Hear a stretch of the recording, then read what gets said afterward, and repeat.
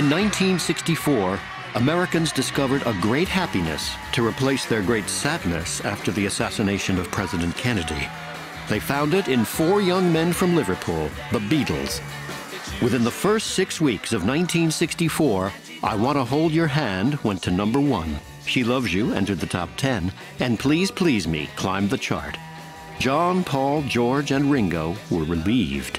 Even when the UK had been swept by Beatlemania in 1963, and the Fab Four booked to appear on The Ed Sullivan Show, they dared not hope for a similar reception in the US. But The Ed Sullivan Show on the 9th of February was an unprecedented success, the greatest ratings getter in television history to that point. 73 million people tuned in. So, ladies and gentlemen, the Beatles! Close your eyes and I'll kiss you. Tomorrow I'll miss you. Remember, I'll always be true.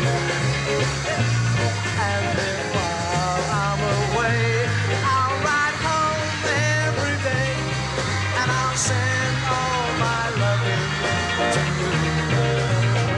you. 2 days after the broadcast, the Beatles traveled to Washington, D.C. for their first American concert. Yeah, I'll tell you something I think you'll understand. It was appropriate they should open in the nation's capital, because it had been a Washington disc jockey who was first to play I Want to Hold Your Hand in the United States. It's great being here in New York. Okay. Washington. Oh, is that the place? I don't know, Washington. I'm just moving so fast. The Washington concert, the evening of the 11th of February, demonstrates the innocence as well as the excitement of that week. The Beatles perform in the round with no thought that this might be unsafe.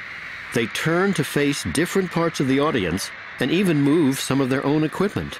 They introduce songs assuming most of those present have never heard them. And it was our first hit in England, a song called Please Please Me.